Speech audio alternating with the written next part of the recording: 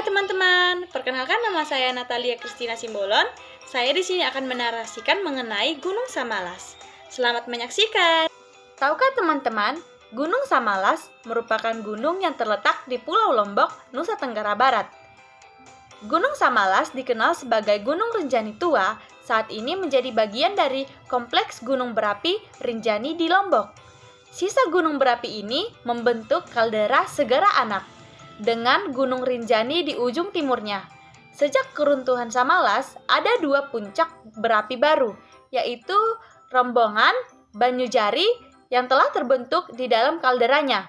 Gunung Rinjani juga masih aktif sebagai vulkanis kawah yang muncul. Sebelum erupsi, tinggi Gunung Samalas diperkirakan mencapai 13.780 meter atau sekitar 330 kaki, di mana berdasarkan rekonstruksi yang mengeksploitasi di mana kemiringan lereng gunung yang tersisa ke atas, yaitu bagian Samalas yang tersisa kini lebih rendah daripada puncak Gunung Rinjani, yaitu yang mencapai 3.726 meter atau sekitar 12.224. Kemudian, Gunung Samalas meletus pada tahun 1257 Masehi di Lombok, Indonesia. Letusan ini diperkirakan mencapai skala 7 dalam Volcanic Explosivity Index, di mana yang menjadikannya menjadi salah satu letusan gunung berapi terbesar pada masa Holosen. Letusan ini menghasilkan kolom erupsi tertinggi 10 km ke atmosfer, sehingga aliran piroklastik yang mengubur hampir seluruh Pulau Lombok. Sebagian material piroklastik bahkan mencapai Pulau Sumbawa di seberang.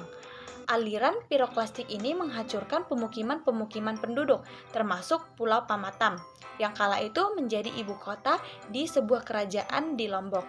Jejak abu dari letusan ini terindeksi hingga sejauh 340 km di Pulau Jawa. Total material abu dan bebatuan yang dimuntahkan dalam letusan ini mencapai lebih dari 10 km kubik. Letusan-letusan yang kekuatannya sebanding dengan ini adalah letusan Gunung Kurile di Rusia pada milenium ke-7 sebelum Masehi, kemudian letusan Gunung Mazama yang menghasilkan danau krater di Amerika Serikat pada milenium ke-6 sebelum Masehi, kemudian letusan Minoa pada Yunani sekitar tahun 1600 sebelum Masehi, kemudian serta letusan Treblanka Joven yang menghasilkan danau Ilopanga yaitu pada abad ke-6 Masehi. Letusan-letusan besar ini dapat menyebabkan dampak bencana yang besar bagi manusia sehingga menghilangkan nyawa, baik kehidupan baik di sekitar lokasi letusan maupun pada jarak yang lebih jauh.